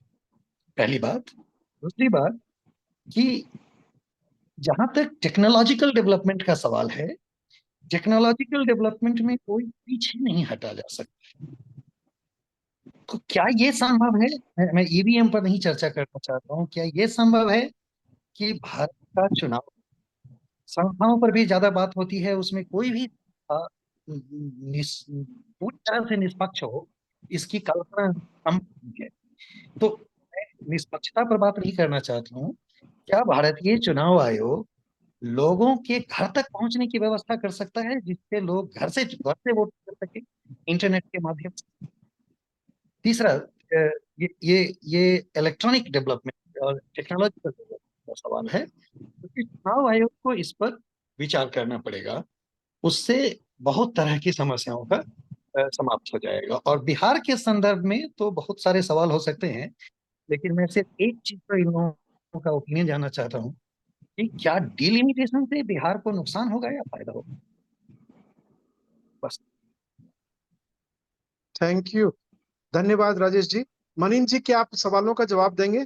मनिंद्र जी। जी। मुझे लगता है कि कई सवाल हैं जिस पे बातचीत बहुत लंबी हो सकती है, जैसे राजेश जी कह रहे थे, लेकिन 2-4 पर मैं करके बात खत्म करूंगा। एक तो ईवीएम पे एक बात सिर्फ मैं कह देना चाहता हूँ, जो कमल जी कह रहे हैं कि ईवीएम में भी गड़बड़ी हो सकती है और बैलेट बॉक्स में भी गड़बड़ी हो सकती है। तो ये दोनों में बराबर की गड़बड़ी हो सकती है, तो वो तो कैंसिल हो गया, इसलिए ईवीएम कराने से कोई हर्ज नहीं है। फिर दूसरा, मुझे लगता है कि जिस बड़े पैमाने पे ईवीएम के साथ लोग इन्वॉल्व हैं, जितना बड़ा इलेक्शन का यहाँ पे कारोबार है, उसमें यदि कोई गड़बड़ी होती है, तो जैसा अभी मंडल जी ने बताया कि मंडल जैसे लोग जरूर उसमें होंगे जो तुरंत रोक देंगे उसको। यदि थोड़ी गड़बड़ी की संभावना बनती है तो इसमें बहुत डरने की बात नहीं है। मैं सिर्फ इतना इसलिए कह रहा हूँ कि मुझे बार बार लगता है कि इंटेलेक्चुअल्स को बहुत सोच समझ के डेमोक्रेटिक प्रोसेस के बारे में बात करनी चाहिए, क्योंकि एक बार यदि वो डिलेजिटिमाइज हो गया तो कोई उम्मीद नहीं बचेगी हमारे पास। और मुझे लगता है कि इतना बड़ा फासिस्ट रेजीम यदि इस वक्त था, जिसको मानते हैं कि एक तरह से अनडिक्लेयर्ड इमरजेंसी था, उसके बावजूद नहीं मैनेज हो पाया, तो ये सेकंड चांस है जब स्टेट बहुत अथॉरिटेरियन होने के बावजूद इलेक्शन को मैनेज नहीं कर पाया। एक बार इमरजेंसी में था और एक बार अभी हुआ। तो ऐसा लगता है कि हमारा जो ग्राउंडिंग है काफ़ी सॉलिड है, despite minor differences, minor problems here and there. मैं इतनी सी बात इस पर कहना चाहता हूँ। दूसरी बात, मुझे लगता है जो बात कमल जी ने कहा कि मिक्स कर दिया जाता था, शायद मैं गलत यदि नहीं हूँ, कमल ज़्यादा जानते होंगे अच्छा से क्योंकि वो लोकनीति के पार्ट रहे हैं। एक फॉर्म 20 होता है जो पहले भी होता था, अभी भी होता है, जिसमें कि बूथ वाइज वोटिंग पैटर्न दिखा जाता है। पहले भी जो मिक्स किया जाता था, पूरे कॉन्स्टिट्यूंसी के बैलेट बॉक्स को नहीं मिक्स किया जाता था, केवल एक बूथ के बैलेट बॉक्स को मिक्स किया जाता था, क्योंकि मल्टीपल बॉक्सेस होते थे, इसलिए बूथ वाइज ही काउंटिंग होता था, उससे बहुत फर्क नहीं पड़ेगा। एक पॉइंट जो हम सब लोग मिस कर रहे हैं वो है लेफ्ट का राइज बिहार में, और जिससे मुझे बहुत उम्मीद जगती है। मुझे लगता है कि आरजेडी का जो मैनिफेस्टो भी प्रो पीपल हुआ है, जैसे कभी कांग्रेस का हुआ करता था जब उसका सीपीएम से अलायंस था, उसमें लेफ्ट के साथ अलायंस का एक बड़ा रोल है। और जिस तरीके से लेफ्ट का वोट बैंक बढ़ा है, सपोर्ट बढ़ा है, और जो लेजिटिमेसी बढ़ी है लेफ्ट पॉलिटिक्स की पिछले 2 इलेक्शन से, उससे मुझे ये उम्मीद जगती है, जो डेवलपमेंट रिलेटेड पैरामीटर्स पे मिथिलेश जी को नाउम्मीदी है, उसमें मुझे लगता है कि यदि ये लगातार बढ़ता रहा तो शायद बिहार का डिस्कोर्स एजुकेशन और हेल्थ की तरफ भी मूव कर सकता है, जो आरजेडी एक तरह से इंडिकेशन दे रहा है कि शायद अगला जो इलेक्शन होगा उसमें मुद्दे ज़्यादा महत्वपूर्ण ये होंगे। जातिगत अलायंसेस तो भारत में हमेशा ही होगा, उसके बिना भारतीय राजनीति नहीं चल सकती है। जैसा रजनी कोठारी कहते थे कि हमारे यहाँ डेमोक्रेसी का वाहन ही जाति है, उसके अलावा कुछ उपाय यहाँ पे नहीं है। लेकिन केवल जाति नहीं हो के या जाति का लार्जर इश्यूज का लेजिटिमेसी कैसे हो सकता है, इस पर जो नीतीश कुमार के समय में एक बात उठी थी, डेवलपमेंट वर्सेस कास्ट, वो एक मिक्सचर नया मॉडल तैयार बिहार में हो सकता है, जिससे हेल्थ केयर और एजुकेशन को लेकर चीज़ें बदल सकती है। बहुत ज़बरदस्त बात यह है कि बिहार ने कम्युनल पॉलिटिक्स के मॉडल को रिजेक्ट किया है और लगातार रिजेक्ट किया है, ये एक बड़ी बात है। और यहाँ तक कि जहाँ मुस्लिम बहुल क्षेत्र है वहाँ भी कम्युनल पॉलिटिक्स के मॉडल को रिजेक्ट किया गया है। और वहाँ पे बड़े इंटरेस्टिंग बात है कि कोई, मैंने कभी फील्ड वर्क किया था तो लोग, किसी ने कहा था कि we become communal for one day, on the day of election we vote as community, after that we have very close relationship. वो कैसे है, क्यों है, ये सोशियोलॉजी हम लोगों को वर्कआउट करना चाहिए। शायद एक लार्जर सूफी ट्रेंड भी रहा है, मुजफ्फरपुर है, बिहार शरीफ है, या कन्वर्जन का एक बड़ा रहा है जिससे कि चलते अभी भी कम्युनिटी इंटरेक्शन ख़त्म नहीं हुआ है। ये चीज़ें, ओबीसी जब वहाँ वोट जीता था तो मैं स्टडी करने की कोशिश कर रहा था, उस टाइम में भी ओबीसी की बातों को लोग सुनने जाते थे लेकिन वोट देने को तैयार नहीं थे। वोट तब दिया ओबीसी को जो वोट ओबीसी को नहीं देके कैंडिडेट्स को दिया था, क्योंकि उन्होंने कैंडिडेट सिलेक्शन बहुत इंटेलिजेंटली किया था, जिसको आरजेडी ने इस बार डिफीट कर दिया। तो ये लगता है कि कम्युनल पॉलिटिक्स का फ्यूचर बिहार में नहीं है, और इसीलिए पोलराइजेशन के पॉलिटिक्स को यदि बीजेपी परस्यू करेगा तो शायद बिहार में सक्सेसफुल नहीं होगा।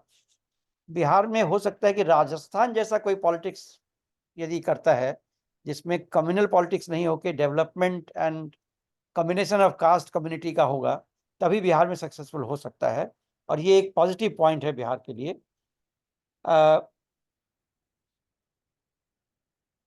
एक बात और मुझे लगती है जिस पर मैंने बातचीत नहीं की, वो है कि कांग्रेस का फ्यूचर क्या है बिहार में।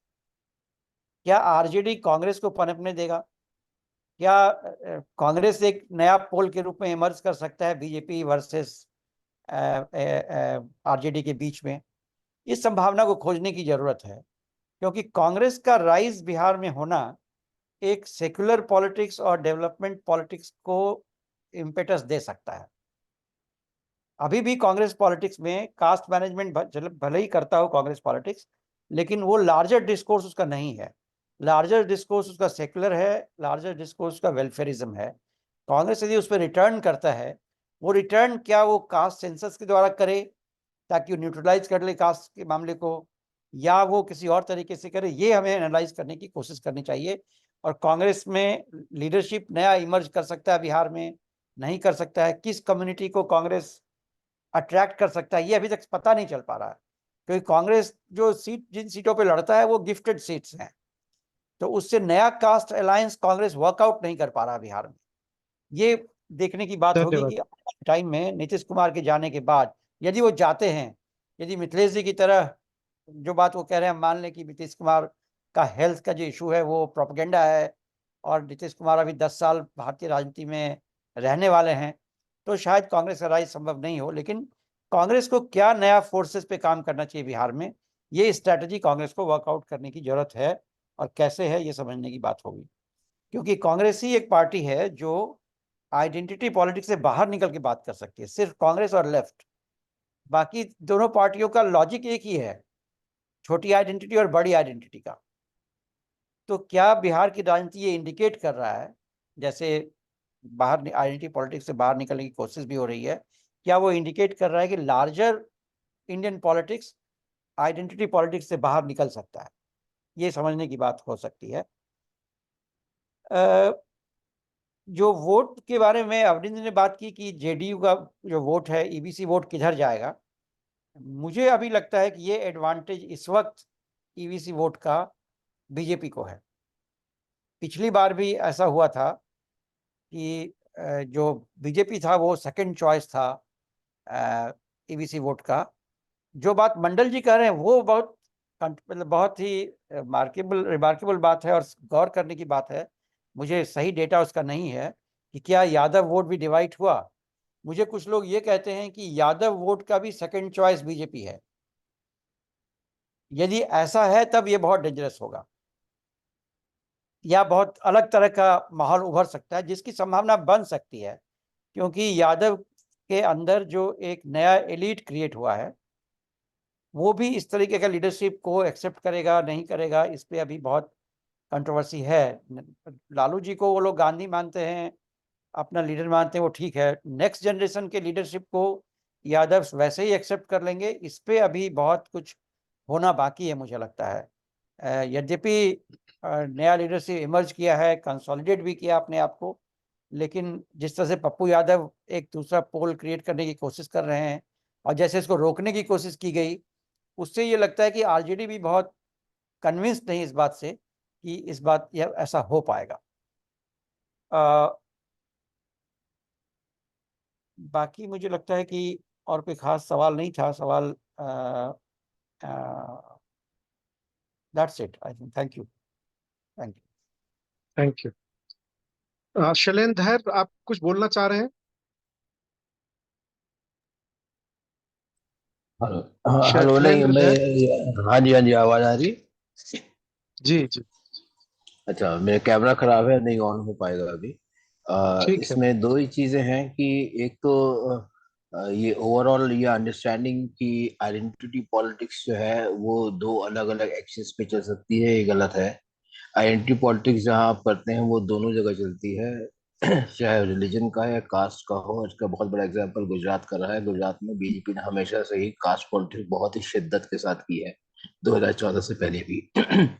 और ये केशुभाई पटेल के समय से चला आ रहा है। बिहार के, चूंकि बिहार की भी बात हो रही है, तो एक हमको ये देखना पड़ेगा ये रीजनल डिस्पैरिटीज को और रीजनल जो सिलेक्शन है पॉलिटिकल चॉइसेस का, वो बड़ा इंटरेस्टिंग निकला इस बार। यूपी में हम सबको अंदाजा था, जो जर्नलिज्म से जुड़े रहे हैं, कि उनकी हालत बहुत खराब हो रही है। 20 सीट मिनिमम कम मान के चल रहे थे, करीब 30 सीटें कम हुई।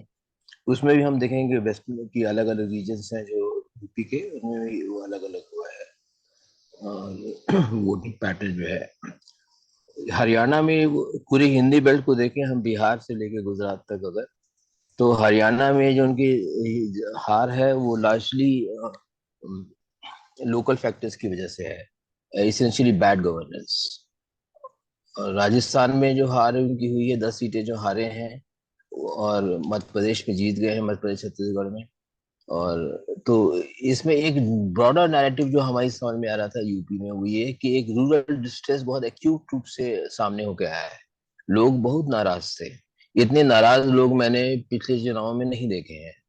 और इस नाराजगी जो है उसकी एक बहुत बड़ी वजह थी कि आपने करीब, जैसे ये उसको ये समय नहीं उसका, लेकिन दो दो लाइनें बोल देता हूँ कि इनके डेटा के अनुसार करीब इनफॉर्मल सेक्टर 50% श्रिंक किया है, जो करीब 90% जॉब देता है। तो करीबन कैलकुलेट करें तो 20-25 करोड़ लोग अनएम्प्लॉयड हो गए हैं, और उनके घरों के आसपास एम्प्लॉयमेंट उनको नहीं मिल रहा है, दूर भी कम मिल रहा है। बिहार में ये फैक्टर, मेरे एक मित्र से चर्चा हो रही थी, उन्होंने पॉइंट आउट किया कि ये फैक्टर मिटिगेट हो गया होगा इसलिए क्योंकि बिहार में बाहर जाके काम करने की एक पुरानी एक रीत है, और उनके लिए डिसीजन लेना आसान होता है कि आप आंध्र या पंजाब चले जाए, वहां से कमा के चले जाए। तो उनको लोकल डिलीवरी सिस्टम जहाँ जहाँ फेल हुआ है, उससे ज्यादा फर्क नहीं पड़ा है। यूपी अब और एमपी में मुझे यही अंतर समझ में आ रहा है कि एमपी और सीजी में लोकल डिलीवरी सिस्टम जो है, ये जो फ्री फूड राशन वगैरह का है, ये काफी स्ट्रांग है, इसलिए वहां पे ये फर्क नहीं पड़ा है।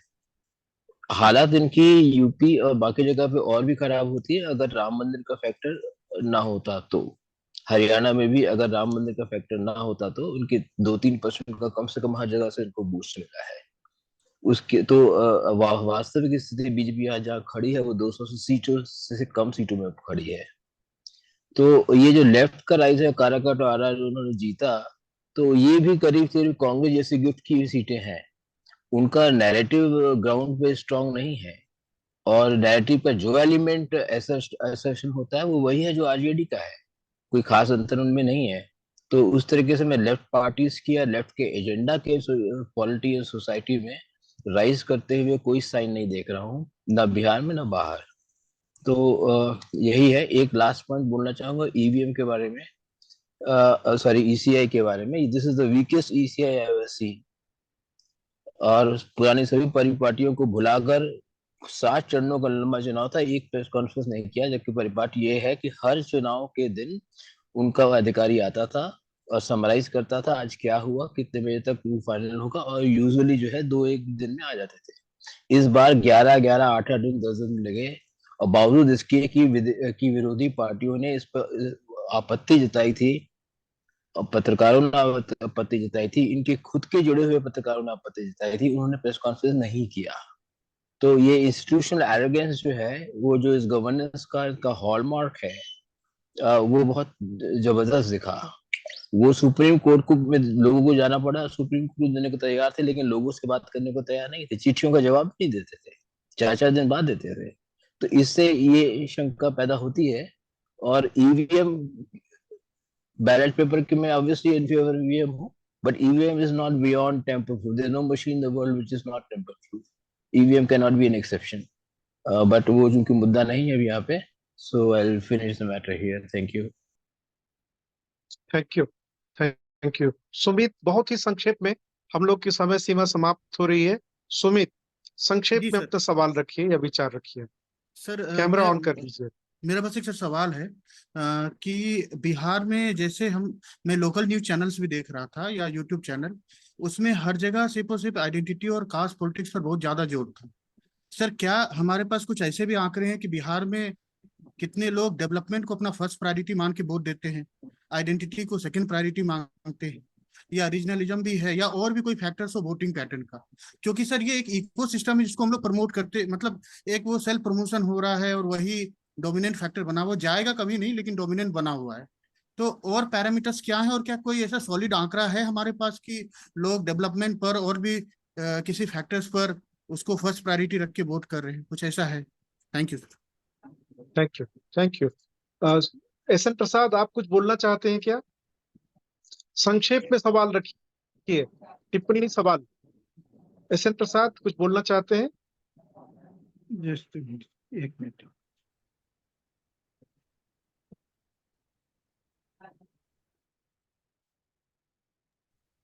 नहीं, नमस्कार आप सभी उपस्थित। कैमरा ऑन कर लीजिए और संक्षेप में।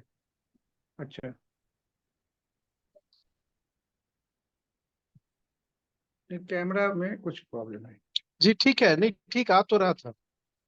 हाँ, नहीं बेसिकली बहुत ही अच्छा विषय चुना गया था आज के दिन के लिए, और यह समीचीन ही है, क्योंकि जैसे जैसे हमारे सामने मुद्दे आते हैं उस पर तात्कालिक विमर्श होना चाहिए। इसके लिए आप सभी बधाई के पात्र हैं। मेरा एक मानना है कि जो ईवीएम की बात है, ईवीएम ये लोकतंत्र में हम यह मानकर नहीं चल सकते हैं कि सब कुछ ठीक है। इस बार पब्लिक की सक्रियता, activism of public, the arm voters, EVM machine को अपने आप को नियंत्रित करने में या बहुत ज्यादा अनियंत्रित न होने देने में बहुत बड़ी भूमिका निभाई है, और इससे लोकतंत्र की यह जीत मानी जा सकती है, लोगों की सक्रियता की जीत मानी जा सकती है। जहां तक बिहार की बात है, बिहार में कास्ट एकदम पोलराइज था। चूंकि मैं 3 लोकसभा क्षेत्र में एक विधानसभा को कवर किया, जितना कर पाया, आम जनता से मिला, उसकी भावना को समझा, तो जो ईवीसी थे, ईबीसी बेसिकली वहां पर कास्ट, मतलब तथाकथित जो कहते हैं, मतलब अपर कास्ट, उनके साथ बुरी तरह, आज ही नहीं ये प्रक्रिया शुरू हो गई थी। वो जो कोरोना के समय ताली बजाओ थाली बजाओ, वहां पर मैं स्वयं वहां पर था कोरोना के समय में। देखे कि हमारे घर के चारों तरफ जो ईबीसी लोग हैं वह दीप जला रहे हैं, ताली बजा रहे हैं, और इधर जो सो कॉल्ड अपर कास्ट है वो लोग सारे ताली और थाली बजा रहे हैं, मोमबत्ती जला रहे हैं। हम ही लोग 2-3 घर थे जो इसको बेवकूफी समझते थे, यह नहीं कर रहे। लेकिन चुनाव में इस चुनाव में वही चीज को पुनरावृत्ति होते हुए देखा कि किस तरह यह बहुत व्यापक ढंग से यह शुरुआत तो पहले ही कर दी गई थी, और यह चुनाव उस समय ईबीसी वर्सेस यादव एंड मुसलमान एंड कुछ literate persons respect of caste and creed, they had fought this election, और इन्होंने डेमोक्रेसी को बचाया है। बेसिकली ईबीसी में चेतना व किस तरह यह डाइल्यूट कर दिया गया था 5 किलो अनाज वगैरह वगैरह दे करके, और इस तरह का, तो इन सारे चीजों को मतलब कास्ट के लाइन पर बिहार में बहुत ही सक्रिय रूप से irrespective of caste and creed, people have to come forward, particularly intellectual class has to come forward to bridge this gap. Thank you, thank जैसे you. हाँ, development should be the issue of the election or any development. यही कहना है मेरा ये observation था, और बहुत बहुत धन्यवाद आप सबों को, क्योंकि यह बहुत बहुत धन्यवाद सत्यनारायण जी। हम लोग सिर्फ एक सवाल और ले सकते हैं, यदि किसी के पास कोई ऐसा एकदम बिल्कुल जोरदार सवाल हो तो एक सवाल और ले सकते हैं बस। यदि किसी को बहुत ही हेलो आप और कोई सवाल? शिशिर जी, हाँ शिशिर जी बोलिए बोलिए। क्विकली कैमरा ऑन करिए तो ज्यादा अच्छा रहेगा हमारे रिकॉर्डिंग के लिए। ओके सो मेरा सवाल है बेसिकली ये एक एस्पेक्ट जो है, मतलब एक बात जो बार बार बोले जा रहे थे कि हाँ yes many ways BJP is happy, opposition is happy etcetera, लेकिन एक चीज जो हम लोग देख रहे हैं बार बार which is institutional collapse in many ways, institutional crisis, institutional failure. मैं अभी बॉम्बे में हूँ, तो पुणे में भी हाल में जो प्रॉब्लम हुआ पोर्श केस का, घाटकोपर में बिलबोर्ड गिरा, नीट का जो क्राइसिस है, एवरी अदर डे वी सी कि कुछ ना कुछ इंस्टीट्यूशनल प्रॉब्लम्स है, राइट? तो ये भी इंटरेस्टिंग कॉन्ट्रडिक्शन हो सकता है कि we can celebrate democracy of one kind कि yes parties are winning, maybe EVMs are not malfunctioning to the extent that we were expecting them to. But on the other hand, the politics of institutions is also on a slippery slope, right? We're going downhill. So, is there any thought on this, with respect to maybe in Bihar or outside Bihar? May I say something on this, Pradeep ji? Please. मुझे लगता है बहुत important बात इन्होंने कही है। Democracy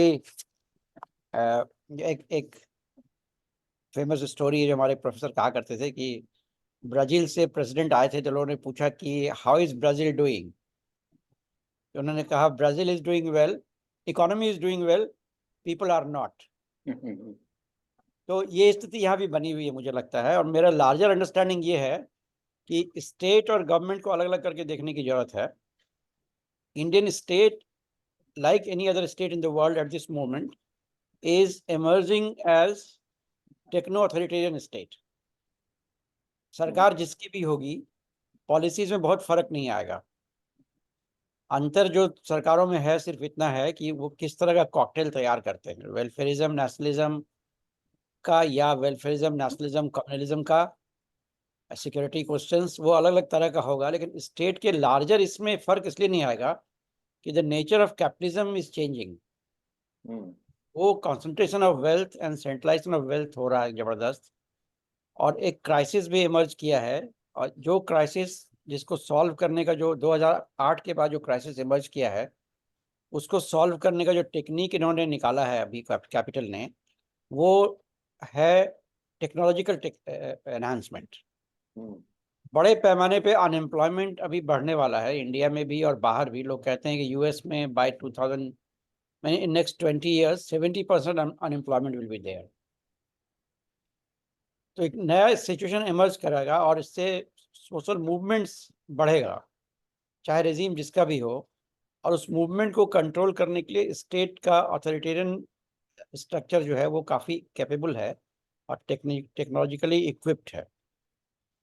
तो overall मुझे लगता है ये स्थिति इमर्ज कर रहा है ग्लोबली, और इस प्रोसेस में स्टेट ज़्यादा, एक उसका सेफगार्ड स्टेट का ये होगा कि वो जैसे डेवलप्ड स्टेट तो मिनिमम इनकम गारंटी का करेगा, लेकिन थर्ड वर्ल्ड स्टेट में मिनिमम इनकम गारंटी नहीं हो सकता है, तो मूवमेंट वहाँ बहुत बड़े पैमाने पे इमर्ज करेगा। उस मूवमेंट को आइडेंटिटी पॉलिटिक्स के द्वारा डाइवर्ट करने की पूरी कोशिश की जाएगी सब जगह, जैसे फ्रांस में अभी हो रहा है, या पूरे यूरोप में आप देखेंगे राइज ऑफ आइडेंटिटी पॉलिटिक्स हो रहा है, एथनिक पॉलिटिक्स हो रहा है, ये संभावनाएं बनती हैं। यहाँ हिंदुस्तान में और भी क्राइसिस होगा, क्योंकि आने वाले टाइम में हेल्थ और एजुकेशन से मनी को स्क्वीज करके डिफेंस में खर्च करने की कोशिश की जाएगी। सिक्योरिटी इशू बहुत। धन्यवाद। अब मुझे लगता है कि हमारा समय अब समाप्त हो रहा है। हाँ, I will just stop here. जी जी I've written an article, maybe I can share that with you, Pradeep ji. जी Rise of decline of Republican democracy and rise of techno-authoritarian state. So I can share that. जरूर share करेंगे। Thank you. बाकी दो panelist जो हैं उनको यदि कोई चीज कहना हो, मिथिलेश जी और कमल जी, यदि आप कुछ कहना चाहें। नहीं, मैं बस दो बात कहूंगा। एक तो ये कि मुझे लगता है कि बिहार की राजनीति में पिछले 1-2 सालों में जो एक नौकरियों को लेकर, रोजगार को लेकर जो एक सकारात्मक वातावरण बना, मुझे लगता है कि हो सकता है कि इस चुनाव में उसका लाभ ना दिख पाया हो उन दलों को जिन्होंने ऐसा किया। नीतीश कुमार अपना दावा करते हैं, तेजस्वी यादव अपना दावा करते हैं, पर मैंने ये अनुभव किया है कि युवाओं में उसको लेकर एक सकारात्मक बदलाव है। तो मुझे लगता है कि शायद ये एक बड़ा कारक बनेगा बिहार की राजनीति में। और आप सबने भी ये देखा होगा, नीतीश कुमार ने बेरोजगारी भत्ता देने का भी एक नीति की घोषणा की है। तो ये धीरे धीरे करके मुझे लगता है कि ये वाला जो कारक है कि कुछ रोजगार की बात हो, कुछ विकास की बात हो, ये अब बिहार की राजनीति में एक अस्थायी तत्व तो बन सकता है, जहाँ पर गवर्नेंस की डिलीवरी पर और ज्यादा जोर दिया जाएगा, सिर्फ बिजली सड़क पानी नहीं, ये वाली चीज नहीं। एक आखिरी बात ये कि चुनाव को हम जिस भी तरह से देखें, उसकी आलोचना करें, ये बात जरूर है कि लोकतांत्रिक संस्थाओं पर एक भरोसा बना रहे, इसकी जिम्मेदारी भी शायद हर नागरिक की है। लेकिन जब हम उनकी आलोचना करते हैं, उनके काम की आलोचना करते हैं, उनकी सीमाओं के बारे में खुलकर बोलते हैं, तो शायद उसके पीछे चिंता यही होती है कि उसकी वैधता बनी रहे, न कि उसको पूरी तरीके से डिलेजिटिमाइज करना। और मुझे लगता है कि शायद अगर चुनाव आयोग थोड़ा सा संभलने की कोशिश किया तो उसके पीछे यही कारण था। या जैसे नरेंद्र मोदी की सरकार ने कांग्रेस पार्टी का अकाउंट फ्रीज कर दिया था, फिर बहुत हल्ला गुल्ला हुआ, तब उन्होंने उसको वापस ओपन किया। तो ये जो लगातार बोलते रहने की बात है, या शासन के खिलाफ जो संस्थाएं हैं उनकी सीमाओं के संदर्भ में बात कहने की बात है, वो लोकतंत्र को और मजबूत बनाने के लिए जरूरी है। उसको हमें डिलेजिटिमाइज करने या उसकी वैधता को खत्म करने के संदर्भ में नहीं देखना चाहिए। बस यही बोलना। धन्यवाद। धन्यवाद मिथिलेश जी। बस बहुत सारा सवाल था, पर मैं एक बात बताना चाहूंगा जो असद जी ने, और उसको अवनिंद्र जी के बातों से रखना चाहूंगा कि जो चुनावी नतीजे आए हैं वो कहीं सरप्राइजिंग था, कहीं अनसरप्राइजिंग था। और उसमें ये पूरा राजनीति जो है चुनाव का और चुनाव परिणाम का, वो एक तरह से प्रतिस्थापित करता है अनिश्चितताओं का, अनसर्टेनिटी का।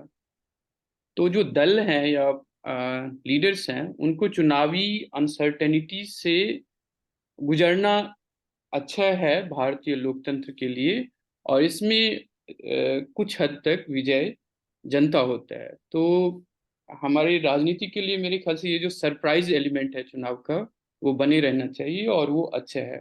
और उसने ये भी स्थापित किया है कि जनता किसी दल का पिछलग्गू अभी उस ढंग से नहीं है जो 90s या 70s में हमें देखने को मिलता है। लोग बहुत जागरूक हुए हैं, और जो बाइपोलराइजेशन है या सेकेंड चॉइस है, वो इस जागरूकता को फिर से स्थापित करता है। तो मैं काफी हद तक जो लोकतांत्रिक चुनाव है उसने जो भरोसा बनाया है उस पर मैं सहमत हूँ।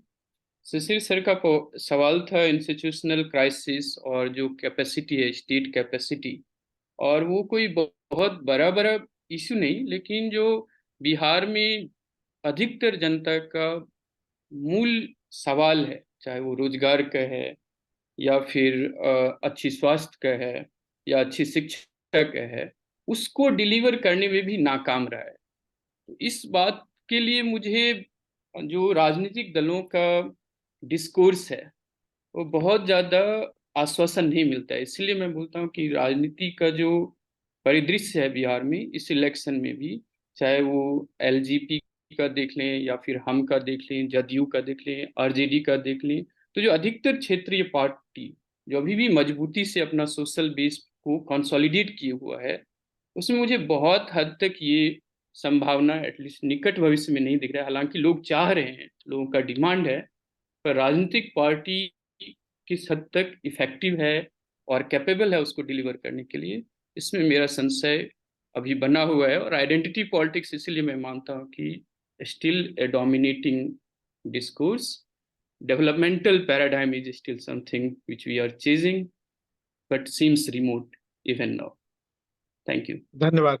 धन्यवाद मिथिलेश जी, धन्यवाद कमलनयन जी, और धन्यवाद मनीष ठाकुर जी। बहुत ही इंटरेस्टिंग डिबेट हुआ। आप जानते हैं जैसे कि हम लोग राजनीति पर घंटों बात कर सकते हैं और सबके मन में कुछ न कुछ सवाल कुलबुला रहे होंगे, बोलने के लिए भी और पूछने के लिए भी। कई सवाल अनउत्तरित रह गए, जैसे कि जो राजेश जी ने सवाल उठाया कि क्या इस देश में कोई ऐसी पार्टी है जिसको कि पूरी तरह सेकुलर, और क्या कोई ऐसी पार्टी है जिसको कि पूरी तरह कम्युनल कहा जा सकता है। बहुत ही महत्वपूर्ण सवाल है, ये सवाल छूट गया, पर फिर हम लोग कभी और चर्चा करेंगे। और मुझे लगता है ये फॉर्मेट भी बहुत अच्छा है कि राजनीति के सवालों को लेकर हम लोग इस फॉर्मेट में बार बार वापस आएंगे। बहुत बहुत धन्यवाद सब लोगों का। मैं शुक्रिया अदा करता हूँ सभी पार्टिसिपेंट्स का इस परिचर्चा में भाग लेने के लिए। धन्यवाद। धन्यवाद। Thank you. Recording over, please. Thank you.